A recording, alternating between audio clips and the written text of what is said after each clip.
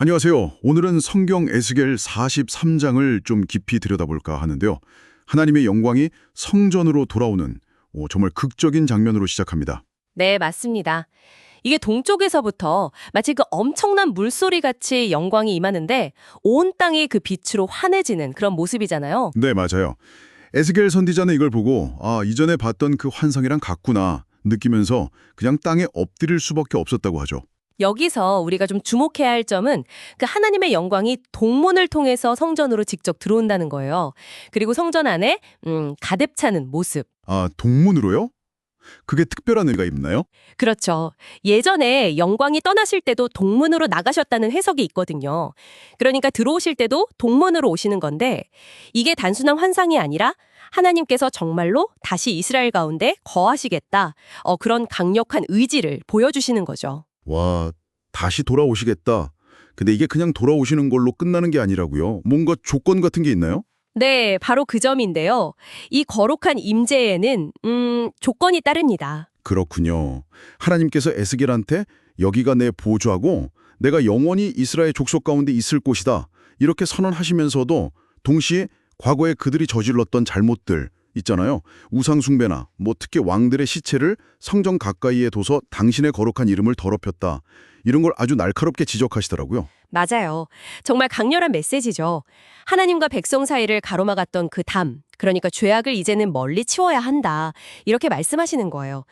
그 과거의 음란한 행위들, 또 왕들의 시체로 상린되는 그런 우상 숭배의 잔재들을 완전히 없애야 한다는 거죠.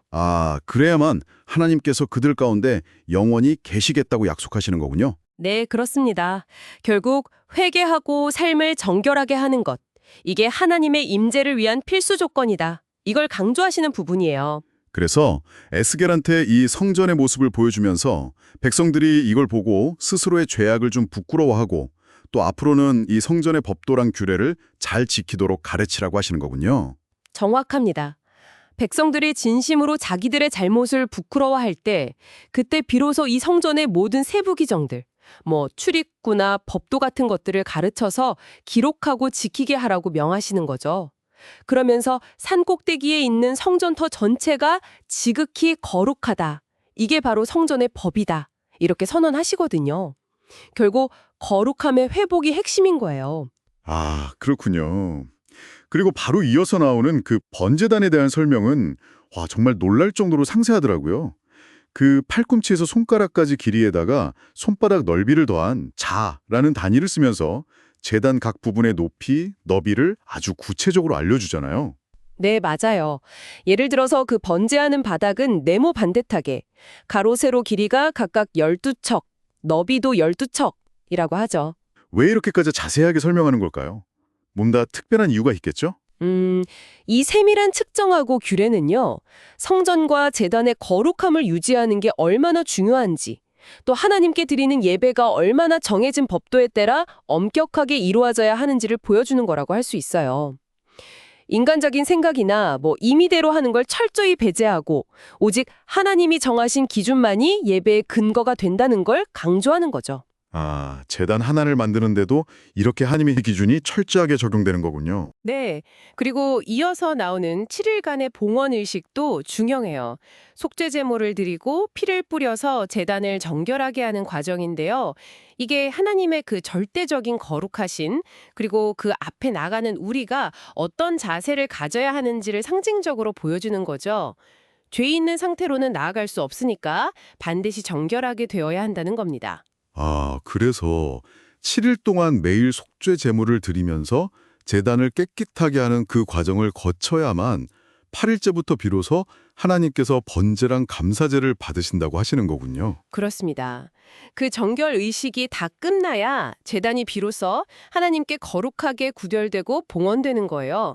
그래야만 그 위에서 드려지는 제사가 하나님께 기쁘게 연락될 수 있다는 의미죠. 하나님의 영광이 임하는 곳에는 그에 합당한 거룩함이 반드시 요구된다는 원리를 보여주는 겁니다. 결국 에스겔 43장은 하나님의 그 영광스러운 귀환이라는 놀라운 약속과 함께 그 임재를 누리기 위해서 백성들이 가져야 할 책임, 그러니까 거룩함과 순종을 동시에 강조하고 있는 거네요. 맞습니다. 과거의 잘못을 깨끗하게 청산하고 하나님의 세밀한 법도를 따라서 거룩하게 살아갈 때 비로소 하나님께서 그들 가운데 영원히 거하시면서 그들의 예배를 기쁘게 받으시겠다는 그런 약속인 거죠. 오늘날 우리에게도 이게 참 많은 생각을 하게 하는 것 같아요. 네, 그렇죠. 오늘날 우리가 에스겔 시대처럼 성전에서 제사를 드리거나 제단 규례를 문자 그대로 지키지는 않잖아요. 하지만 하나님께서 이토록 강조하셨던 그 구별됨, 그러니까 거룩함과 정결함의 원리는 여전히 우리에게 중요하지 않을까요? 네, 정말 그런 것 같습니다. 여러분의 삶에서 하나님의 임재를 더 깊이 경험하기 위해서 혹시 돌아보고 좀 정결하게 해야 할 영역은 없을지 한번 생각해 보시는 것도 좋겠습니다.